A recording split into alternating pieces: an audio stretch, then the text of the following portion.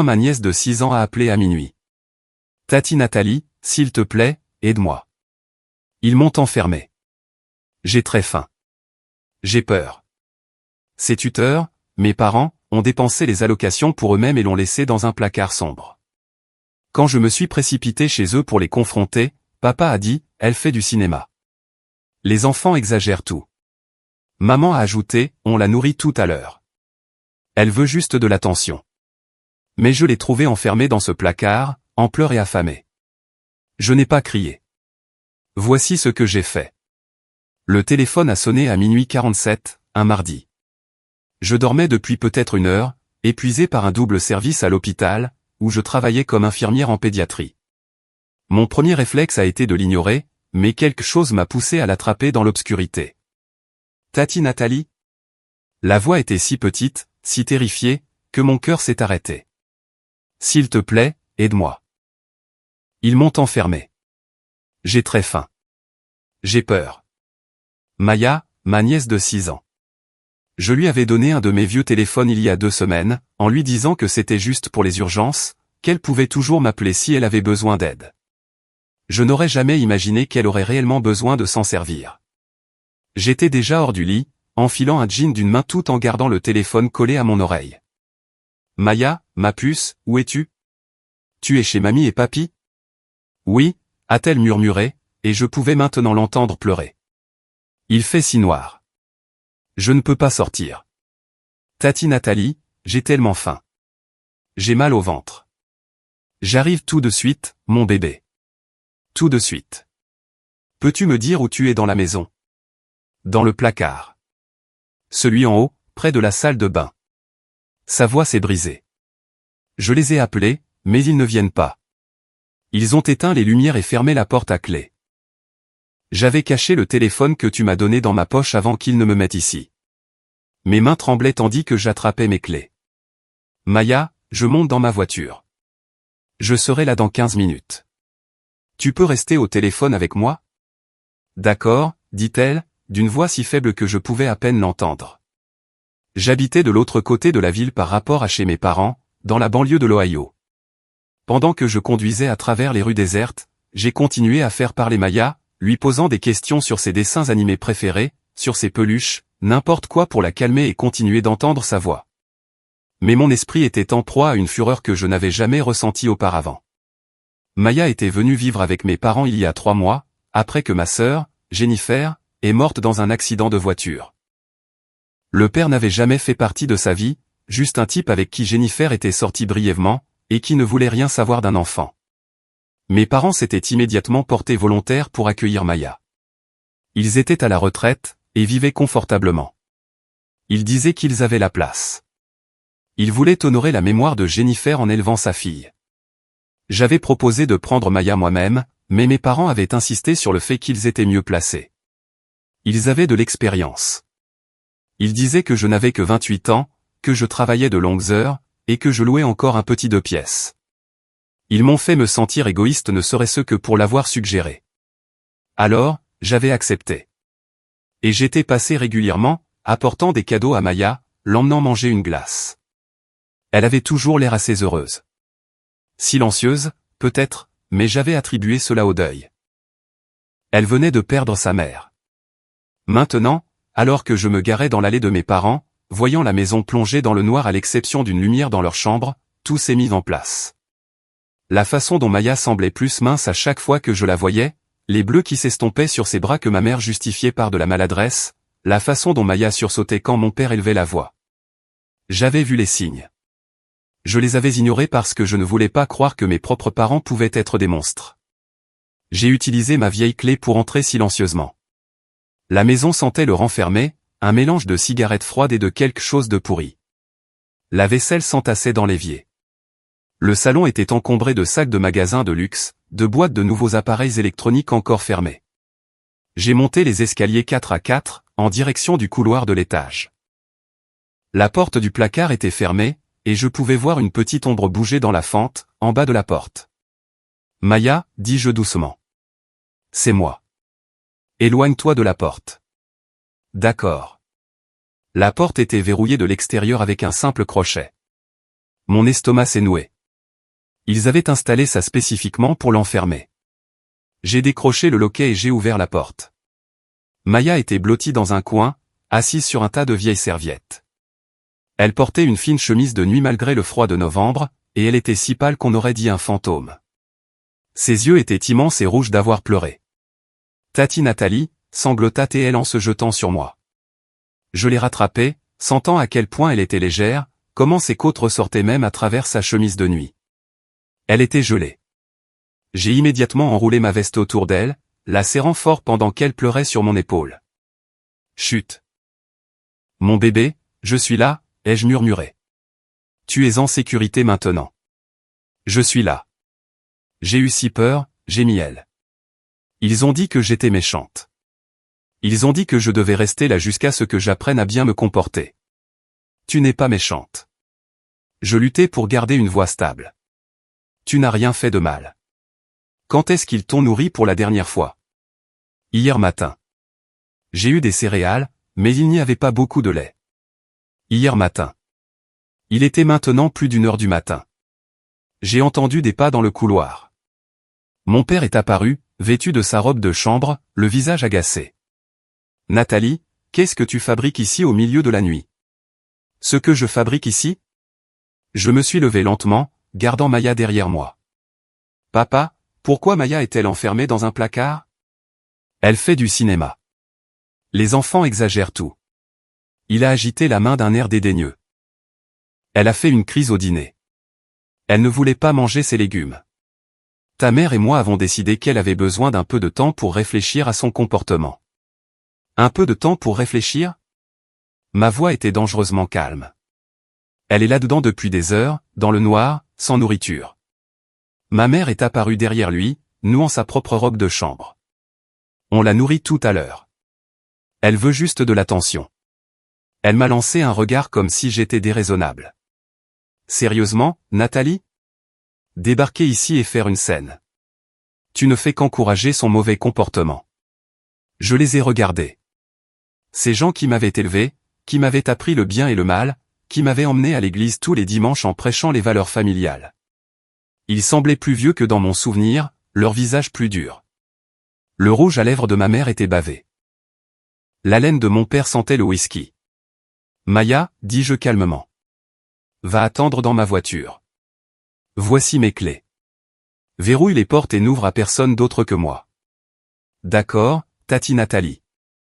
Elle a pris les clés avec des mains tremblantes et a couru, passant devant mes parents qui n'ont pas essayé de l'arrêter. Mon père a ri. Oh, alors maintenant tu l'enlèves. C'est illégal, tu sais. Nous sommes ses tuteurs légaux. Parlons de ce qui est illégal, ai-je dit. J'ai sorti mon téléphone et j'ai commencé à prendre des photos. Le placard avec son verrou extérieur, le tas de serviettes sales sur lequel Maya était assise, la bouteille d'eau vide dans le coin qu'elle avait apparemment utilisée comme toilette parce qu'il ne la laissait pas sortir. Qu'est-ce que tu crois que tu fais? La voix de ma mère était devenue stridente. Je documente de la maltraitance infantile. Je suis passé devant eux pour entrer dans la chambre de Maya. Elle était à peine meublée, avec un matelas nu sur le sol. Pas de drap ni de couverture. Ses vêtements étaient dans un sac poubelle dans le coin. J'ai tout photographié. Attends une petite minute, a dit mon père en me suivant. Tu entres dans notre maison, tu lances ces accusations. Les chèques de la sécurité sociale, les jeux interrompus. Les allocations de survie que Maya reçoit parce que Jennifer est morte. Où va cet argent? Le silence était assourdissant. Je suis descendu et ils m'ont suivi, parlant tous les deux en même temps, cherchant des excuses. J'ai photographié les sacs de courses, la nouvelle télévision à écran plat, la collection de whisky coûteux qui était apparue depuis ma dernière visite. C'est notre argent, a insisté ma mère. Nous l'utilisons pour prendre soin d'elle. Vraiment? J'ai ramassé un reçu d'un des sacs. Sac à main de créateur, 1,5 cents. C'est ça, prendre soin d'elle. On mérite bien quelque chose pour notre peine, le visage de mon père était maintenant rouge. Sais-tu quel fardeau c'est, de prendre un enfant à notre âge? On a renoncé à nos projets de retraite. Vous vous êtes porté volontaire, dis-je tranquillement. Vous avez supplié pour obtenir la garde, et maintenant je sais pourquoi. L'argent. La fille de Jennifer recevait environ 2,000 $ par mois en allocation de survie. Pendant 3 mois, cela faisait 6,000 $ qui auraient dû servir à la nourriture, aux vêtements, aux jouets et aux soins d'une petite fille traumatisée. Au lieu de ça, mes parents l'avaient parquée dans une chambre vide et avaient dépensé son argent pour eux-mêmes. « Sors », a dit mon père. « Sors de notre maison avant que j'appelle la police. »« Allez-y », ai-je dit. « Appelez-les, je vous en prie. J'adorerais leur montrer ce que j'ai trouvé. » Il n'a pas pris le téléphone. « Je prends Maya », ai-je dit. « Si vous essayez de m'en empêcher, j'appellerai moi-même la police, tout de suite.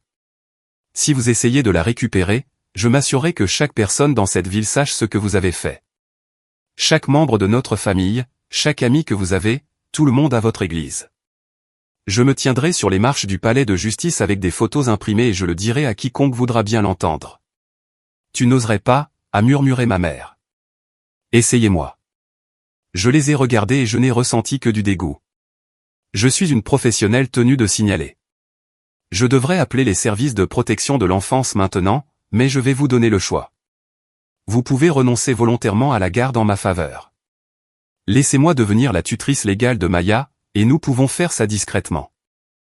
Ou nous pouvons le faire à la manière forte, ce qui implique des rapports de police, des enquêtes et des poursuites pénales. C'est du chantage, a fanfaronné mon père. Non, c'est moi qui essaie de protéger ce qui reste de la mémoire de ma sœur en ne faisant pas arrêter ses parents. Je me suis dirigé vers la porte. Vous avez jusqu'à demain après-midi pour décider. Je dépose une demande de garde d'urgence dans tous les cas, mais si vous vous opposez à moi, je vous promets que vous le regretterez. Je les ai laissés là et je suis monté dans ma voiture où Maya attendait, toujours enveloppée dans ma veste. On va chez toi, demanda-t-elle d'une petite voix. Oui, ma puce. Tu vas rester avec moi maintenant. Pour toujours? Ma gorge s'est serrée. Si c'est ce que tu veux. Je le veux, a-t-elle murmuré. Je veux rester avec toi. Je suis d'abord allé dans un restaurant ouvert 24h24 et j'ai regardé Maya manger 3 pancakes, 2 œufs, du pain grillé, et boire 2 verres de jus d'orange. Elle mangeait comme si elle mourait de faim, ce qui était le cas. La serveuse n'arrêtait pas de me lancer des regards inquiets, et je lui ai offert un sourire fatigué qui n'a probablement pas atteint mes yeux. À la maison, j'ai fait couler un bain chaud pour Maya et j'ai trouvé de vieux survêtements qu'elle pouvait porter, car sa chemise de nuit était sale. Elle était couverte de bleu, ancien et nouveau. Mes mains tremblaient pendant que je les documentais avec mon téléphone, chaque photo me faisant encore plus mal au cœur que la précédente. Pendant que Maya barbotait dans la baignoire, entourée de bulles et de canards en caoutchouc que j'ai sortis de sous mon évier, j'ai fouillé mon placard à la recherche de tout ce qu'elle pourrait porter. Mon esprit ne cessait de rejouer cet appel téléphonique, sa voix terrifiée, la façon dont elle avait semblé si fragile dans mes bras. J'étais infirmière en pédiatrie depuis 6 ans. J'avais déjà vu des cas de maltraitance. J'avais aidé des enfants en pleurs aux urgences, documenté des blessures, témoigné au tribunal 2 fois. Mais c'était différent. C'était mon propre sang qui faisait du mal. J'ai sorti un vieux t-shirt qui lui servirait de chemise de nuit et je l'ai entendu chanter doucement dans la salle de bain. Une chanson de Disney, fausse et douce. Le son de sa voix me serrait la poitrine. 3 mois qu'elle vivait dans cette maison. 3 mois que je lui rendais visite chaque semaine, lui apportant des cadeaux, l'emmenant manger une glace, et que, d'une manière ou d'une autre, je passais à côté de ce qui se passait juste sous mes yeux. La culpabilité était suffocante. J'aurais dû savoir. J'aurais dû regarder de plus près, poser plus de questions, faire confiance à mon instinct plutôt qu'aux assurances de mes parents. Quand j'ai aidé Maya à sortir du bain et que je l'ai séchée, j'ai compté 17 bleus distincts. Certains étaient jaune-vert, presque guéris. D'autres étaient frais, violets, noirs. Il y avait des marques sur le haut de ses bras qui ressemblaient à des empreintes de doigts. Un bleu sur son omoplate. 2 sur ses cuisses. « Comment tu t'es fait ça, ma puce ?» ai-je demandé doucement, en montrant les marques de doigts. Le visage de Maya s'est décomposé. Papy s'est fâché parce que j'ai renversé du jus au petit déjeuner. Il m'a attrapé très fort et a dit que j'étais maladroite, tout comme ma maman. J'ai dû me détourner un instant, ravalant ma rage. Quand j'ai pu parler calmement, j'ai dit, ça n'aurait jamais dû arriver. Les adultes ne doivent jamais faire de mal aux enfants, quoi qu'il arrive. Tu comprends ça? Elle a hoché la tête, mais j'ai vu dans ses yeux qu'elle avait appris à accepter cela comme normal. Ça a brisé quelque chose en moi. Après l'avoir habillée avec le t-shirt trop grand, je lui ai préparé une collation parce que même si elle avait mangé au restaurant, son corps avait besoin d'un apport constant après avoir été si longtemps privé. Des crackers avec du beurre de cacahuète, des tranches de pommes, un verre de lait. Elle mangeait machinalement, comme si elle avait peur que la nourriture puisse disparaître. Maya, je peux te poser une question. Est-ce qu'il t'enfermait souvent dans ce placard? Elle a hoché la tête, sans me regarder. Quand j'étais méchante, ou quand ils voulaient regarder leurs émissions et que je faisais trop de bruit. Combien de fois? Je ne sais pas. Souvent. Elle traçait des motifs sur la table avec son doigt. Parfois toute la nuit, parfois juste pour quelques heures. Mes mains se sont serrées en poing sous la table. Et la nourriture? Il te nourrissait tous les jours? Surtout le petit déjeuner. Parfois le dîner, si j'étais sage. Mamie disait que je devais apprendre à contrôler mes portions parce que je devenais potelé. Maya a baissé les yeux sur sa silhouette squelettique. Je suis grosse, Tati Nathalie? Non, mon bébé. Tu es parfaite exactement comme tu es. Et à partir de maintenant, tu vas manger chaque fois que tu auras faim. D'accord? Autant que tu veux. Elle s'est endormie dans mon lit presque immédiatement, enroulée autour d'un vieil ours en peluche que j'avais gardé de mon enfance.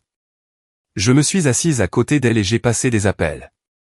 D'abord, à ma superviseure à l'hôpital, pour lui expliquer que j'avais besoin d'un congé familial d'urgence. Ensuite, à une avocate que je connaissais, spécialisée en droit de la famille. Sarah Chen était une amie de l'université qui avait ouvert son propre cabinet il y a 5 ans. Elle a répondu à la 3e sonnerie, la voix ensommeillée. Nathalie, il est 2 heures du matin. J'ai besoin d'aide, ai-je dit, et je lui ai tout raconté. Il y a eu un long silence. Puis, je déposerai la demande de garde d'urgence dès demain matin. Documente tout. Chaque bleu, chaque conversation, chaque dépense que tu peux prouver. On va les anéantir. Je ne veux pas qu'il soit arrêté, dis-je doucement, en regardant le visage endormi de Maya. Je veux juste qu'il disparaisse de sa vie. Ils ont maltraité un enfant, Nathalie. Il mérite d'être arrêté. Je sais, mais Maya a déjà subi assez de traumatismes. Je ne veux pas qu'elle témoigne au tribunal, qu'elle subisse des interrogatoires de police, tout ça. S'ils acceptent de partir tranquillement. Sarah a soupiré. Tu es trop gentille. Mais d'accord, on va essayer à ta manière d'abord. S'ils se battent, par contre, tous les coups seront permis. D'accord. J'ai passé le reste de la nuit à faire des recherches sur ce dont j'aurais besoin pour devenir la tutrice légale de Maya. Ce n'était pas simple. Il me faudrait un logement stable, un revenu régulier, des vérifications d'antécédents, des visites à domicile d'assistants sociaux. Mon 2 pièces ne suffirait pas. Il me faudrait au moins un 3 pièces. Au lever du soleil, je consultais les annonces de location, calculais mon budget, essayant de trouver comment m'en sortir. Les allocations de survie de Maya aideraient, mais elles étaient destinées à ses besoins, pas au loyer. Je devrais prendre des gardes supplémentaires, peut-être vendre ma voiture pour en acheter une moins chère. Je m'en fichais. J'y arriverai. Maya s'est réveillée vers 8 heures, les yeux écarquillés et effrayés jusqu'à ce qu'elle me voie. Tati Nathalie? Salut, ma puce. Tu as bien dormi? Oui. Elle s'est assise lentement. Est-ce qu'ils vont me forcer à y retourner? Non, ai-je dit fermement. Jamais. Tu restes avec moi. Promis? Promis. Nous avons passé le début de la matinée aux urgences, arrivant juste après 7 heures. J'ai utilisé mes relations à l'hôpital pour que Maya soit vue rapidement, et le visage du médecin examinateur est devenu de plus en plus sombre à mesure qu'il documentait son état, malnutrition, déshydratation, multiples contusions à différents stades de guérison, possible retard de développement dû à la négligence.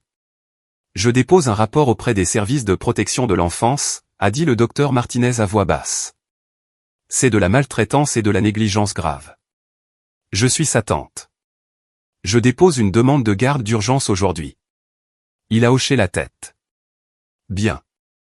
Elle a besoin de stabilité et de soins. Beaucoup de soins.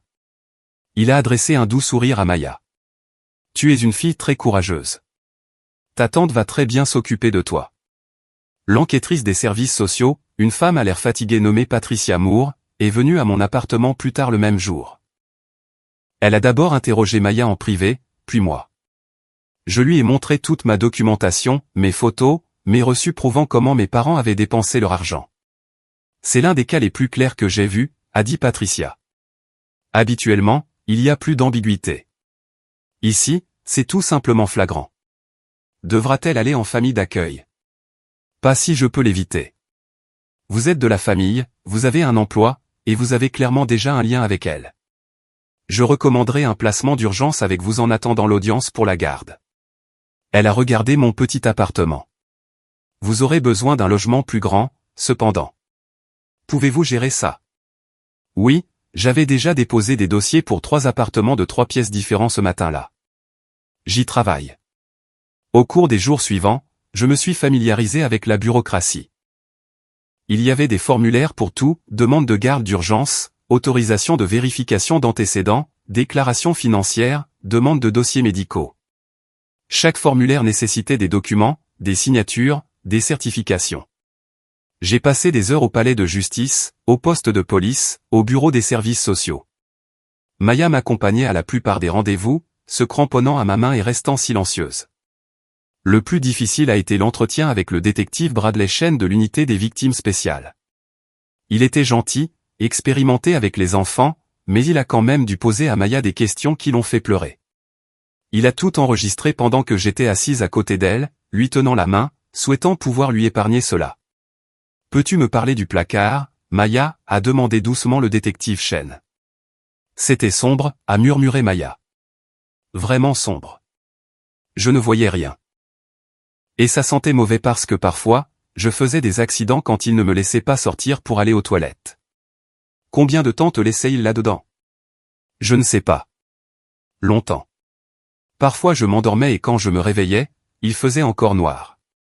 Te donnait-il à manger ou à boire pendant que tu y étais? Elle a secoué la tête. Il disait que je devais réfléchir à ce que j'avais fait de mal. Que je ne pouvais pas sortir avant d'avoir appris ma leçon. J'ai vu la mâchoire du détective Chen se contracter. Il avait probablement vu pire, mais cela ne rendait pas les choses plus faciles. Quand il a eu fini, il est sorti avec moi pendant que Maya jouait avec des jouets dans la salle d'attente. Je vais recommander des poursuites, a-t-il dit sans détour. Maltraitance d'enfants, mise en danger d'enfants, négligence, et possiblement exploitation financière. Vos parents risquent une peine de prison sérieuse s'ils sont reconnus coupables. Je sais, ai-je dit, mais Maya a déjà assez souffert. Je ne veux pas qu'elle ait à témoigner, à revivre tout ça devant un tribunal. S'il renonce volontairement à la garde. Mademoiselle Cooper, ils ont enfermé une enfant de 6 ans dans un placard et l'ont affamée. Il mérite de faire face aux conséquences. Je suis d'accord, mais je dois penser à ce qui est le mieux pour Maya, pas à ce que mes parents méritent. Si je peux les faire sortir de sa vie sans lui imposer un procès, c'est ce que je vais faire. Il m'a étudié un long moment. Vous êtes une meilleure personne que moi. Mais d'accord, je vais suspendre le dépôt des plaintes pour l'instant. S'il ne coopère pas, cependant, je passerai à l'action. C'est juste. La recherche d'appartements était un cauchemar en soi. Mon crédit était correct, mais pas excellent. Je gagnais assez pour un 3 pièces, mais les propriétaires hésitaient face à ma situation, une femme seule prenant soudainement en charge un enfant, demandant une occupation d'urgence. Un propriétaire m'a même dit qu'il ne louait pas aux situations familiales compliquées. Je commençais à paniquer quand j'ai trouvé l'appartement de la rue Maple. C'était un vieil immeuble, sans prétention, mais propre et sûr. La propriétaire, Madame Rodriguez, était elle-même grand-mère. Quand je lui ai expliqué ma situation, elle a eu les larmes aux yeux. Ma sœur a vécu quelque chose de similaire, a-t-elle dit. Elle a dû se battre pour récupérer ses petits-enfants de leur père. Je vais renoncer à la période d'attente habituelle. Vous pouvez emménager ce week-end. J'aurais pu la serrer dans mes bras. Le déménagement a été un chaos. Je n'avais pas beaucoup de meubles, juste mon lit et quelques bases. Sarah m'a aidé à trouver un cadre de lit pour Maya dans une friperie. Mes collègues ont fait une collecte et nous ont acheté de la vaisselle, des serviettes, des provisions. Une infirmière, Déborah, dont les enfants avaient dépassé l'âge de leurs jouets, a apporté 3 boîtes de peluches, de poupées et de livres. Les yeux de Maya sont devenus immenses quand elle a vu sa nouvelle chambre. C'est tout pour moi. Tout pour toi, mon bébé. Elle a couru d'un coin à l'autre, touchant à tout comme si elle n'arrivait pas à croire que c'était réel. Quand nous avons assemblé le lit en forme de château ensemble, elle sautillait littéralement d'excitation. Ce soir-là, elle a insisté pour dormir dans son nouveau lit, même si nous n'avions pas encore de drap. Je l'ai couverte avec ma couette, et elle s'y est blottie, souriante. C'est le meilleur lit du monde, a-t-elle déclaré. Attends de voir quand on aura tes draps avec des étoiles et tes couvertures violettes. C'est moi qui choisis. Bien sûr. C'est ta chambre. Elle est restée silencieuse une minute. Puis, chez mamie et papy, je n'avais pas le droit de toucher à quoi que ce soit. Ils disaient que j'allais tout abîmer. Je me suis assise sur le bord de son lit. C'est ta maison. Tu peux toucher tout ce que tu veux. Tu peux jouer, faire du bruit et juste être une enfant. C'est ça, l'enfance. Vraiment? Vraiment. Elle s'est endormie en souriant. Les séances de thérapie ont commencé la semaine suivante. Le docteur Rachel Williams était vivement recommandé, spécialisé dans les traumatismes infantiles. La première séance consistait simplement à rencontrer Maya, à jouer avec elle, à établir un lien. J'ai attendu dans le hall, feuilletant des magazines sans les lire. Quand elles sont sorties, le docteur Williams m'a prise à part. Elle a subi un traumatisme important, comme vous le savez. Elle présente des signes de stress post-traumatique, d'anxiété et peut-être un trouble de l'attachement. Ce sera un long processus, mademoiselle Cooper. Des mois, voire des années. Tout ce dont elle aura besoin. Bien, parce qu'elle va vous tester. Les enfants qui ont été maltraités testent souvent leurs soignants pour voir si la sécurité est réelle. Elle pourrait mentir, mal se comporter, devenir collante ou distante. C'est normal. Je comprends. Je vous recommande également une thérapie pour vous. L'épuisement de l'aidant est une réalité, et vous assumez beaucoup de choses. Je n'y avais pas pensé, mais elle avait raison. Le stress était énorme. J'ai commencé à voir un thérapeute nommé Marcus le mois suivant, et cela m'a aidé plus que je ne l'aurais cru. Il m'a donné des stratégies pour gérer les comportements de Maya, pour traiter ma propre colère envers mes parents, pour faire face à la culpabilité qui me tenait éveillé la nuit. Vous n'avez pas causé cela, a dit Marcus lors d'une séance. Vous êtes en train de le réparer. Il y a une différence. Mais j'aurais dû le voir plus tôt. Peut-être.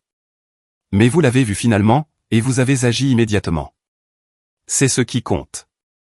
La situation financière était plus serrée que je ne l'avais prévu. Même avec les allocations de survie de Maya, que je contrôlais maintenant, l'argent était juste. Les allocations couvraient ses dépenses nourriture, vêtements, thérapie, fournitures scolaires mais je devais encore payer le loyer, les charges, mes propres factures. J'ai pris des gardes supplémentaires à l'hôpital, travaillant la nuit quand Maya dormait. La fille adolescente de Sarah faisait du babysitting gratuitement, disant qu'elle avait besoin des heures de service communautaire pour l'école. Ma vie sociale a disparu. Fini les verres avec les amis. Fini les week-ends d'escapade. Mon monde entier est devenu Maya et le travail. Certains amis se sont éloignés, incapables de comprendre pourquoi j'avais pris un tel fardeau. D'autres se sont manifestés de manière surprenante. Déborah a commencé à inviter Maya à des après-midi de jeu avec sa fille. Un autre infirmier, James, m'a aidé à naviguer dans le labyrinthe de l'assurance maladie pour faire couvrir la thérapie de Maya. Mes parents ne m'ont pas facilité les choses. Bien qu'ils aient accepté de renoncer à la garde, ils ont lancé une campagne de rumeurs dans la famille. Des appels à mes tantes et oncles, se présentant comme des victimes. Mon père a dit à son frère que j'avais volé Maya parce que j'étais amer de ma propre vie. Ma mère a dit à sa sœur que Maya était une enfant difficile qui inventait des histoires et qu'ils étaient soulagés de s'en être débarrassés. Certains membres de la famille les ont crus. La sœur de mon père, tante Caroline, m'a appelé en hurlant sur mon ingratitude, sur la façon dont j'avais déchiré la famille. Je l'ai laissé divaguer pendant 5 minutes avant de dire calmement, demande-leur de te montrer des photos de la chambre de Maya chez eux. Demande-leur où sont passés les 2,000 $ par mois. Puis rappelle-moi. Elle ne l'a jamais fait. Mais d'autres m'ont apporté leur soutien. Mon cousin Michael, à qui je n'avais pas parlé depuis des années, a envoyé un chèque de 500 $ avec un mot, j'ai toujours pensé qu'il y avait quelque chose qui n'allait pas chez eux. Je suis désolé que tu aies dû réparer ça. Fais-moi signe si tu as besoin de quoi que ce soit. La meilleure amie de Jennifer au lycée, Amanda, a commencé à passer chaque semaine avec des repas. Elle s'asseyait et racontait à Maya des histoires sur Jennifer enfant, gardant vivante la mémoire de sa mère d'une manière saine et aimante. Ta maman était la personne la plus courageuse que je connaissais, a dit Amanda à Maya un soir. Elle serait si fière de toi. Tu penses qu'elle sait que Tati Nathalie m'a sauvé, a demandé Maya. Amanda a souri. Je pense qu'elle le sait absolument. Et je pense qu'elle est reconnaissante que ta tante t'aime autant. Mon téléphone a vibré. Un SMS de ma mère. Très bien. Tu peux la garder. Nous n'avons pas besoin de ce stress. Viens chercher ses affaires. Juste comme ça. Pas d'excuses.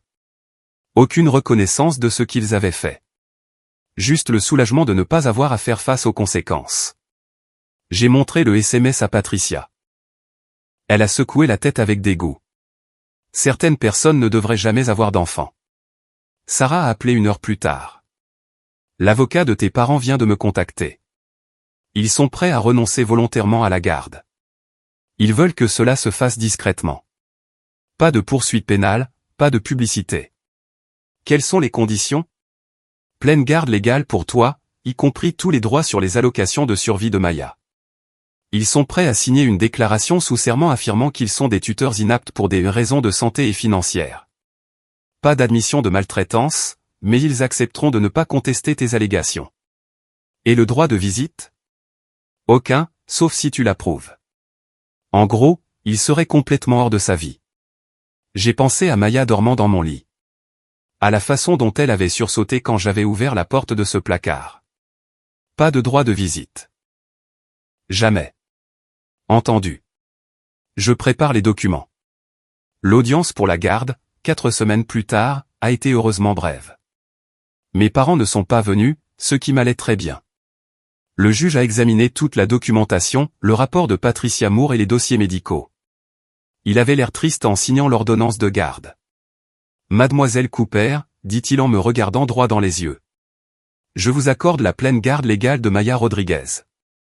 Ces allocations de survie seront transférées sous votre contrôle pour être utilisées uniquement pour ses soins. J'émets également une ordonnance de protection de 5 ans contre les anciens tuteurs de la mineure, renouvelable sur demande. Comprenez-vous la responsabilité que vous assumez? Oui, votre honneur. Cet enfant a subi un traumatisme énorme. Elle aura besoin de thérapie, peut-être pendant des années. Elle pourrait avoir des problèmes de comportement, de confiance, des difficultés d'attachement. Êtes-vous préparé à cela? J'ai regardé Maya assise à côté de moi, me tenant la main si fort que ses jointures étaient blanches. Oui, votre honneur. Tout ce dont elle aura besoin.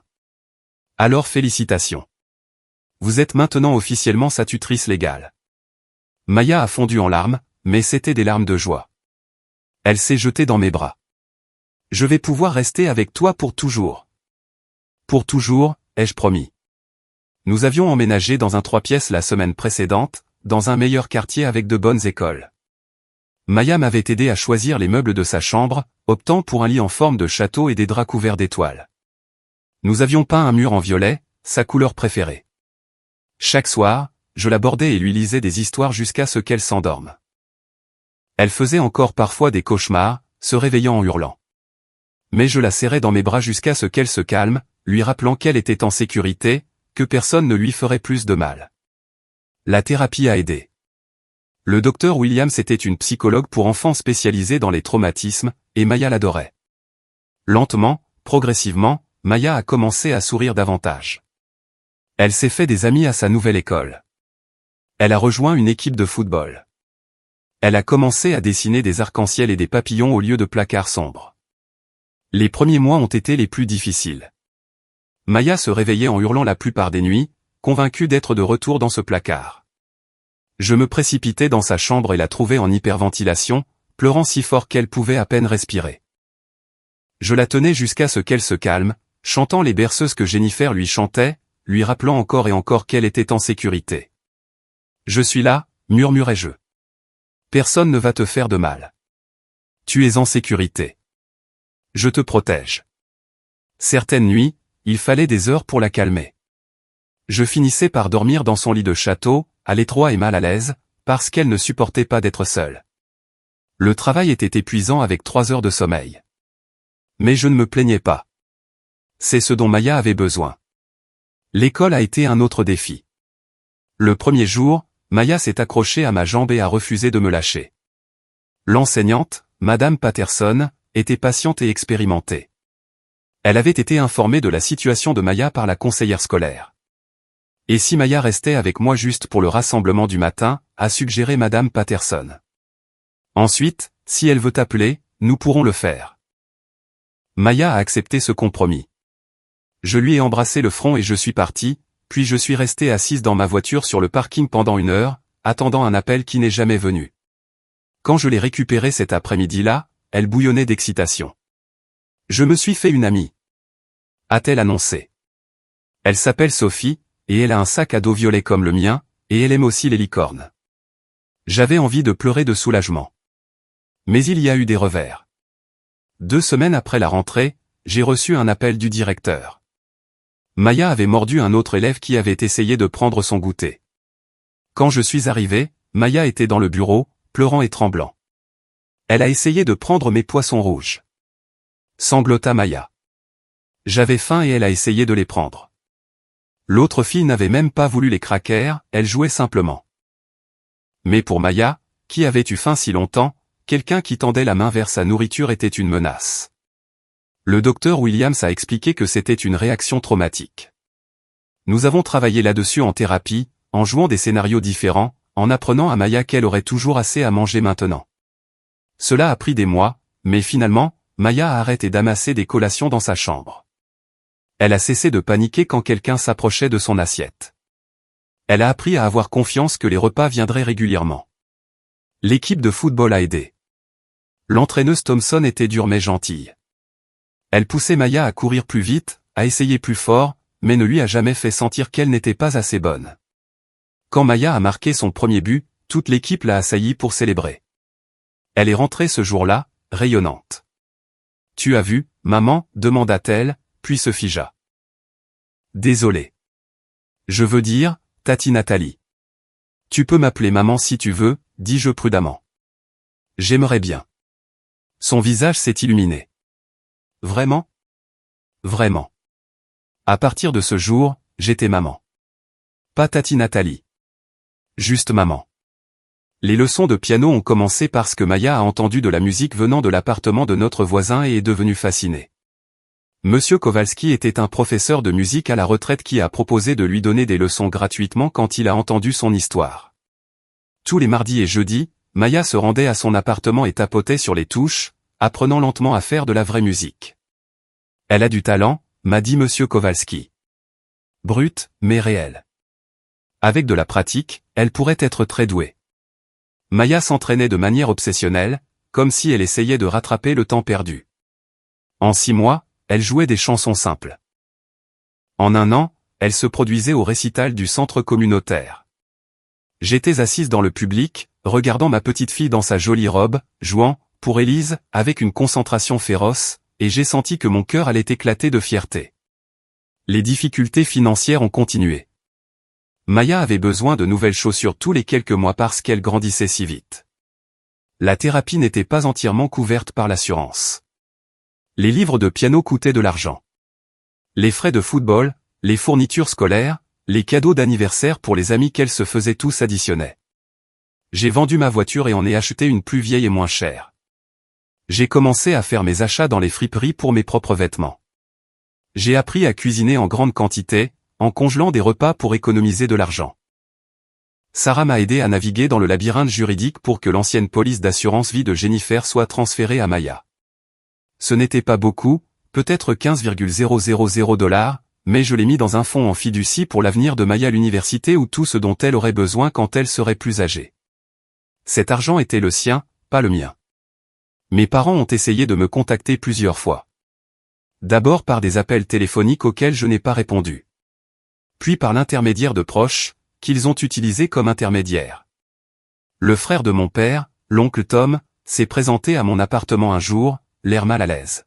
« Ton père veut s'excuser » a-t-il dit. « Il veut arranger les choses. Non, ai-je dit simplement. Nathalie, il vieillit. Il a fait des erreurs, mais c'est toujours ton père. Il a enfermé Maya dans un placard et l'a laissé mourir de faim. Ce n'étaient pas des erreurs. C'était des choix. Et la réponse est non. Oncle Tom a regardé Maya, qui regardait des dessins animés dans le salon. Tu ne penses pas qu'elle mérite de connaître ses grands-parents? Elle mérite d'être en sécurité. Ils ne peuvent pas lui offrir ça. Il est parti en secouant la tête, marmonnant des histoires de rancune et de pardon. Mais je m'en fichais. La sécurité de Maya comptait plus que le confort de quiconque. Les visites de l'assistante sociale étaient stressantes au début. Patricia venait tous les mois pour vérifier les progrès de Maya, inspecter notre maison, examiner les finances. Mais au fil des mois et avec l'épanouissement de Maya, les visites sont devenues amicales. Patricia apportait de petits cadeaux à Maya, des livres de coloriage, des rubans pour les cheveux, et nous discutions des progrès de Maya pendant qu'elle montrait ses derniers dessins. Vous faites un travail incroyable, m'a dit Patricia après le bilan semestriel. La transformation de Maya est remarquable. C'est elle qui fait tout le travail, ai-je dit. Je ne fais que lui fournir la stabilité. C'est plus que suffisant. C'est tout. Les rencontres amoureuses sont devenues impossibles. Non pas que j'ai le temps, mais les rares fois où j'ai essayé, ça s'est vite effondré. Les hommes ne voulaient pas sortir avec une femme ayant une enfant de 6 ans traumatisée. Un gars que je voyais depuis 3 semaines a rencontré Maya et a immédiatement commencé à prendre ses distances. Il m'a ghosté après notre rendez-vous suivant. Tu assumes trop de choses, m'a-t-il texté des semaines plus tard. Je ne suis pas prêt pour une famille instantanée. Bon débarras. Quiconque ne pouvait pas accepter Maya ne méritait pas d'être dans nos vies de toute façon. Ma collègue Déborah m'a arrangé un rendez-vous à l'aveugle avec son cousin Derek. Il était enseignant, divorcé, sans enfant. Nous nous sommes rencontrés pour un café pendant que Maya était à une soirée pyjama chez Sophie. Il était gentil, aimable, drôle. Puis j'ai mentionné Maya. J'ai une fille, ai-je expliqué. Elle a 6 ans. Je l'ai adoptée récemment. C'est merveilleux, a dit Derek, et il semblait sincère. Comment est-elle? J'ai parlé de Maya pendant 1 heure, ses matchs de football, ses leçons de piano, son nouvel amour pour la lecture.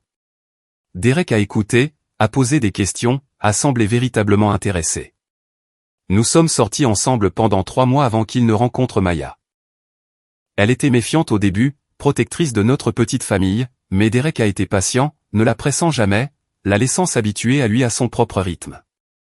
Je l'aime bien, a finalement déclaré Maya après que Derek nous ait emmenés au zoo. Il est drôle. Ah oui? J'ai senti une lueur d'espoir. Oui, mais tu es toujours ma préférée. Toujours.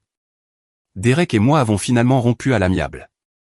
Il voulait ses propres enfants un jour, et je ne pouvais pas imaginer recommencer avec un bébé alors que Maya avait tant besoin de moi. Nous nous sommes séparés en bons termes, et il envoie encore des cartes d'anniversaire à Maya. Le premier anniversaire de l'arrivée de Maya chez moi est passé sans fanfare. Nous avons célébré avec un gâteau et une pizza, juste nous deux. Maya avait grandi de 8 cm, pris 7 kilos de poids sain, et s'était transformée d'une enfant terrorisée en une fillette dynamique et heureuse. Je peux te dire un secret, a murmuré Maya ce soir-là alors que je l'abordais. Toujours. Parfois, j'oublie d'être triste pour maman Jennifer. C'est mal? Ma gorge s'est nouée. Non, mon bébé. Ce n'est pas mal. Ta maman voudrait que tu sois heureuse. Je crois qu'elle t'a envoyé pour me sauver, a dit Maya sérieusement. Comme un ange gardien. Parce qu'elle ne pouvait pas être là, mais elle savait que tu prendrais soin de moi.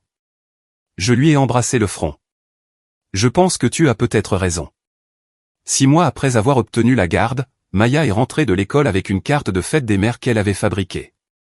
Il y avait des empreintes de mains peintes et des paillettes. À l'intérieur, d'une écriture soignée de maternelle, il était écrit « Pour Tati Nathalie. Merci de m'avoir sauvé. Je t'aime. » J'ai pleuré en la lisant. « Tu es triste ?» a demandé Maya, inquiète.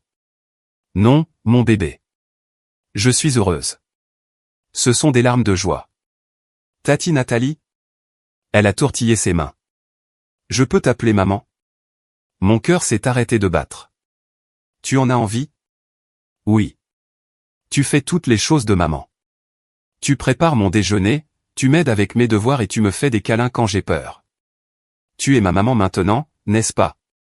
Je l'ai prise dans mes bras, la serrant fort. Je serais tellement honoré que tu m'appelles maman. D'accord, maman, a-t-elle dit en gloussant. Je n'ai plus jamais parlé à mes parents. J'ai appris par des membres de la famille qu'ils racontaient à tout le monde que Maya avait choisi de vivre avec moi, qu'ils s'étaient gracieusement effacés.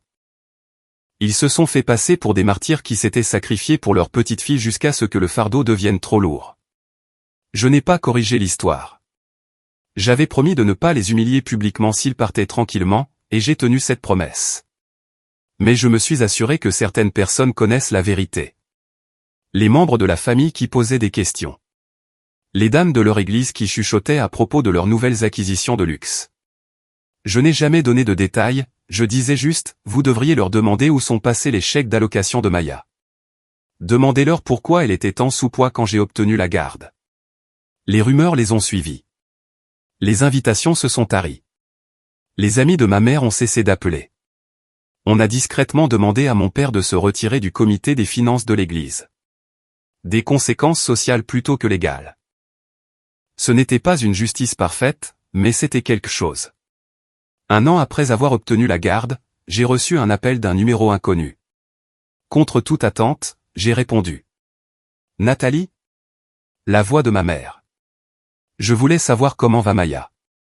Non, ai-je dit simplement. C'est ma petite fille. C'est ma fille. Vous avez renoncé à tous vos droits quand vous l'avez enfermée dans un placard et affamée. Nous avons fait des erreurs, mais nous sommes une famille. Sûrement, après tout ce temps. Il n'y a pas d'égards après tout ce temps. Il n'y a pas de rédemption possible ici. Vous avez maltraité une enfant de 6 ans en deuil pour de l'argent. Vous n'avez pas le droit d'être dans sa vie maintenant que j'ai fait le travail difficile de l'aider à guérir. Je suis désolé, a dit ma mère, et elle semblait vraiment le penser. Nous étions dépassés. Nous ne savions pas comment nous occuper d'un enfant. Nous avons fait des choix terribles. Vous l'avez enfermé dans un placard, ai-je dit sèchement. Vous l'avez laissé mourir de faim. Vous avez dépensé son argent en sac de créateur pendant qu'elle dormait sur un matelas par terre.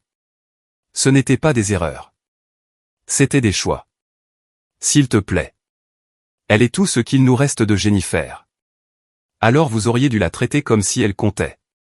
Au revoir, maman. J'ai bloqué le numéro. Maya a 10 ans maintenant. Elle s'épanouit en CM1. Elle fait partie d'une équipe de football de compétition. Elle prend des leçons de piano. Ses cauchemars ont presque complètement cessé. Elle a des amis, des après-midi de jeux et des fêtes d'anniversaire. Elle m'appelle maman sans hésitation. Nous sommes retournés au tribunal 2 fois de plus pour rendre les choses officielles. D'abord, pour un changement de nom légal. Elle s'appelle maintenant Maya Cooper, pas Rodriguez. Ensuite, pour une adoption formelle, afin qu'il n'y ait plus jamais de question de garde. Je suis sa mère de toutes les manières qui comptent. Parfois, les gens me demandent si je regrette de ne pas avoir engagé de poursuite pénale contre mes parents. Ils suggèrent que j'ai été trop indulgente, que je les ai laissés s'en tirer. Mais voici ce que j'ai fait. Je leur ai enlevé leurs victimes.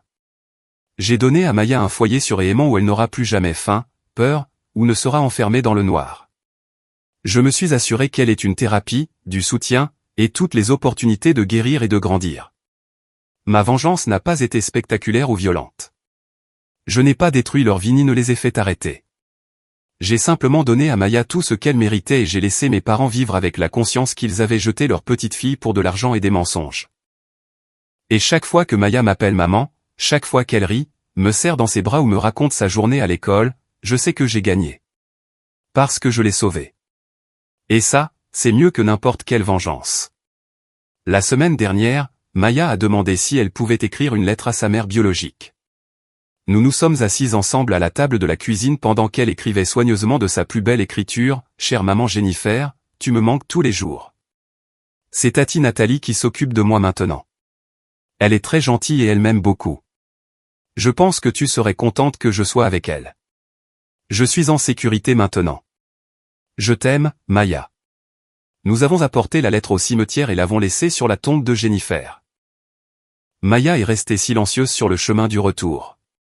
Tu penses que ma première maman sait que je vais bien maintenant, a-t-elle demandé. Je lui ai serré la main. Je pense qu'elle le sait. Et je pense qu'elle est fière de voir à quel point tu es forte et courageuse. Je suis courageuse parce que tu me l'as appris, a dit simplement Maya. Mes parents avaient tort sur beaucoup de choses. Mais ils avaient particulièrement tort sur une chose, les enfants n'exagèrent pas tout. Parfois, ils disent la vérité que les adultes ne veulent pas entendre. Et quand une enfant de 6 ans appelle à minuit, terrifiée et affamée, on la croit. On la sauve. On lui donne la vie qu'elle mérite.